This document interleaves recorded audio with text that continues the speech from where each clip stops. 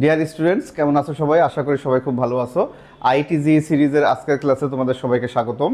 আজকে আমরা কাজ শক্তি ক্ষমতা অধ্যায়ের একটি গুরুত্বপূর্ণ অঙ্ক নিয়ে তোমাদের সামনে এসেছি, যেটা জি মেন পরীক্ষায় 2023 সালে আসছে। So let's start. এখানে কি বলছে দেখো, যে এই চিত্র অনুযায়ী যে একটি ক্ষুদ্র বল পি বিন্দুতে একটি বৃত্তের 1/4 অংশ পথ গড়িয়ে পড়ে কিউকে আঘাত করে। তাহলে এখানে পি থেকে একটা বস্তু গড়ে এসে কিউ বিন্দুতে আঘাত করতেছে, একটা বস্তুকে রাখা আছে তার উপরে। কিউ এর ভর পি এর সমান, তাহলে উভয়ের ভর সমান এবং এটি স্থির আছে এবং কিউটা একদম স্থির, প্রাথমিক অবস্থায় তার কোনো বেগ নাই, আদিবেগ 0, ঘর্ষণ উপেক্ষা করে, তার মানে কোনো ঘর্ষণ নাই। এবং আরেকটা ইম্পর্টেন্ট কথা যেগুলো আছে, সংঘর্ষটি স্থিতিস্থাপক। ঠিক আছে, এখানে বলা আছে সংঘর্ষটি স্থিতিস্থাপক। দেখো আমাদের 23-এর প্রশ্ন। ঠিক আছে, তাহলে কিউ এর বেগ কত? তাহলে সংঘর্ষের পরে এই যে এই পি বস্তুটা যখন আমাদের এখান থেকে এসে এই কিউকে আঘাত করবে, তখন এই কিউ এখান থেকে একটা নির্দিষ্ট বেগে যাবে। হ্যাঁ, এই সেই কিউ এর বেগ, এই ভি বেগটা আমাদের নির্ণয় করতে হবে। ঠিক আছে, এখন দেখো এখানে আমাদের দুইটা তথ্য। একটা হচ্ছে, প্রথম কথা বলা আছে এই যে বৃত্তাকার এই পথ, এটা 1/4 অংশ বৃত্তের। বৃত্তের 1/4 অংশ দ্বারা আসলে কি বোঝাতে যাচ্ছে? তাহলে কি আমাদের বৃত্তের এই যে পথ, এই পথের দৈর্ঘ্যটা কি কাজে লাগবে কিনা। আমরা দেখো যে এইখান থেকে যখন এইখানে আসছে, এই পথটা যদি 1/4 অংশ না হতো, যদি বলতো এর চেয়ে কম, সাপোজ 1/4 এর চেয়ে কম হলে এইদিকে কোনো জায়গায় হতো, তখন এই পয়েন্ট আর এই পয়েন্টের মধ্যে যদি আমরা লম্ব উচ্চতা ভাবতাম, তাহলে এইটুকু আমাদের এই দুই পয়েন্টের লম্ব উচ্চতা হতো। আর 1/4 অংশ দ্বারা আমরা কি বুঝতে পারছি? এই কোণটা আমাদের 90 ডিগ্রি। ঠিক আছে, তাহলে 1/4 দ্বারা কিন্তু বোঝাচ্ছে আমাদের ওই কোণটা 90 ডিগ্রি। সুতরাং বস্তু যখন আমাদের পি বস্তুটা এইখান থেকে এই বিন্দুতে আসবে, তখন তার যে এই যে উলম্ব উচ্চতা, এই পি পয়েন্ট এবং কিউ পয়েন্টের মধ্যে যে উলম্ব উচ্চতা, এটা কিন্তু এক্স্যাক্ট আমাদের এখান থেকে যদি আমরা এইভাবে লম্বটা নিই, দেখো পি এর উপরে, তাহলে এইটা কিন্তু আমাদের এই বৃত্তের ব্যাসার্ধের সমান হবে। তাহলে এই 1/4 অংশ দ্বারা কিন্তু আমাদের এইটা বোঝাতে চেয়েছে যে পি বিন্দু আর কিউ বিন্দুর মধ্যবর্তী উলম্ব উচ্চতা এটা হবে কত? এই যে ব্যাসার্ধ 20 সেন্টিমিটার দেওয়া আছে, এইটার সেম। ওকে, তাহলে আমরা কীভাবে করতে পারি যে এই বস্তুটা পি বিন্দুতে যখন ছিল, তখন কি সে যদি আমরা এটা গ্রাউন্ড লেভেল ধরি, সেখান থেকে 20 সেন্টিমিটার, এই যে 20 সেন্টিমিটার পরিমাণ উচ্চতায় ছিল, ফলে তার মধ্যে একটা কি ছিল? পোটেনশিয়াল এনার্জি ছিল। সো এইখানে আমাদের এর মধ্যে কি আছে? একটা নির্দিষ্ট পরিমাণ পোটেনশিয়াল এনার্জি ইপি, যেটাকে আমরা এমজিএইচ দিয়ে বের করতে পারি। যদি এটাকে এইচ ধরে নিই, এই 20 সেন্টিমিটারটাকে এইচ ধরে নিলাম, তাহলে এমজিএইচ। যখন সে এখান থেকে গড়ায় পড়ে এখানে আসবে, তখন সমস্ত বিভব শক্তিটা আমাদের কি হবে? আস্তে আস্তে গতিতে কনভার্ট হবে। কিন্তু এই পয়েন্টে যখন আসবে, তখন আমরা এই পয়েন্টের বিভব শক্তি কত? এখানে কিন্তু বিভব শক্তি ইপির মান 0। সো প্রাথমিক এবং শেষ পয়েন্টের মধ্যে যদি বিভব শক্তির পরিবর্তন আমরা খেয়াল করি, সেটার মানটা কিন্তু কি হচ্ছে? MGH minus 0। So MGH, and এই বিভব শক্তিটাই কি হচ্ছে? গতিতে কনভার্ট হচ্ছে। এখন দেখো পি এর বেগ যদি আমরা বের করতে বলতাম, তাহলে বলতাম যে পি এর ক্ষেত্রে কি আছে? ঠিক আছে, পি এর এই বিভব শক্তির পরিবর্তনই তার গতিশক্তি। আমরা শক্তি সংরক্ষণ নীতি অনুযায়ী বলতে পারতাম এই বিভব শক্তির পরিবর্তনটাই হবে তার গতিশক্তি।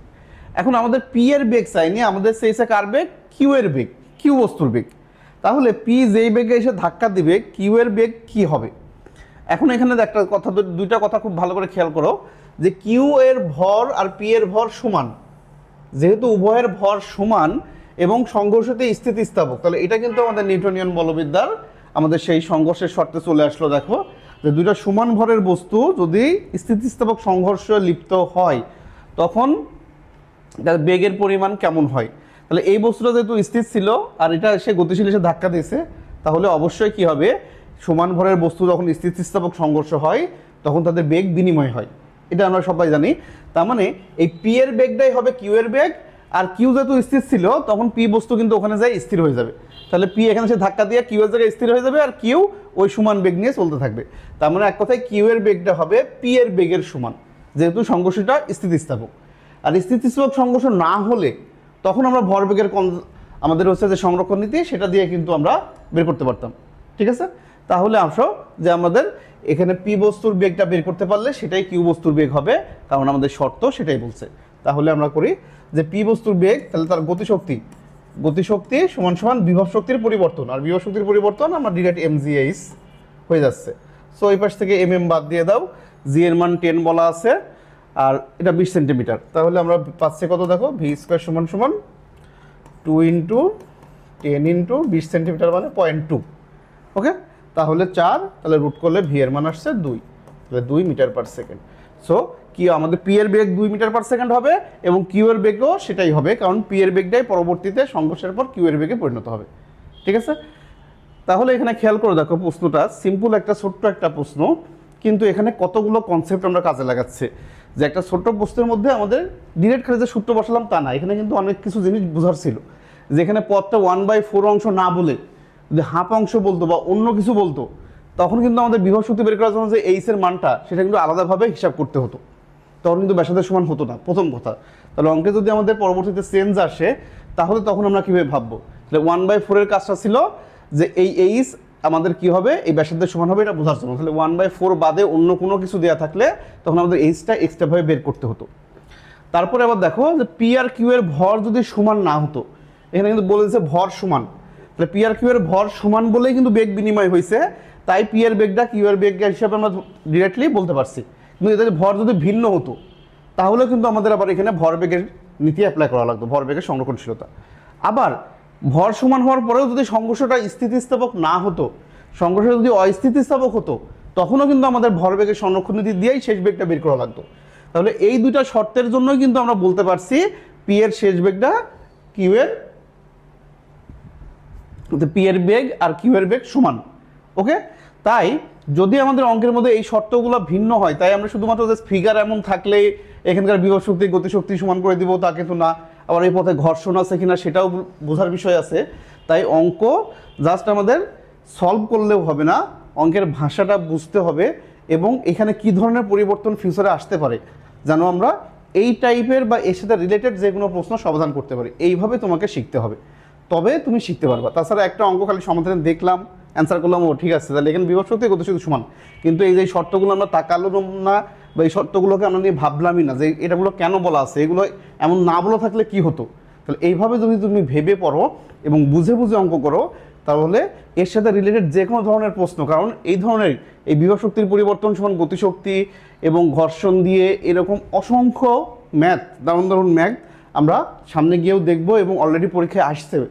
সো এগুলো নিয়ে ডেভেলপ ভার্সন, সো এগুলো নিয়ে তোমাকে সবসময় ভাবতে হবে। অঙ্ক নিয়ে তুমি যখন একটা অঙ্ক সলভ করবা তখন তুমি নিজেই অ্যানালাইজ করবা, এটাকে যদি এইটা না হয়ে অন্যরকম হতো কী হতো, বা এই মানটা চেঞ্জ হলে কী হতো, এমন যখন অ্যানালাইজ করবা তাহলে যে কোনো ধরনের নতুন প্রবলেম তোমার সামনে আসলেও সেটা তুমি ইজিলি অ্যাপ্রোচ করতে পারবা। আশা করি ম্যাথটি সবাই খুব ভালোভাবে বুঝতে পারছো। সো এই ধরনের বেসিক ম্যাথগুলো অনুসরণ করতে থাকো, আর এই ভিডিওগুলো যদি তোমাদের ভালো লাগে তোমরা তোমাদের ফ্রেন্ডদের সাজেস্ট করো আমাদের চ্যানেলে যুক্ত হতে, যেহেতু নিয়মিত আমরা এখানে প্রতিদিন এখন থেকে আমাদের ভিডিও চলতেই থাকবে কন্টিনিউয়াস। সো তুমি প্রতিদিন একটা দুটো অঙ্ক যদি ম্যাথ প্রবলেম তোমার পড়ার পাশাপাশি এক্সট্রাভাবে সলভ করো, তাহলেই তোমার কিন্তু আস্তে আস্তে তোমার দক্ষতার লেভেলটা কিন্তু খুবই হাই এবং স্ট্রং হয়ে যাবে। সো তোমার কোনো ধরনের ম্যাথের প্রবলেম হবে না।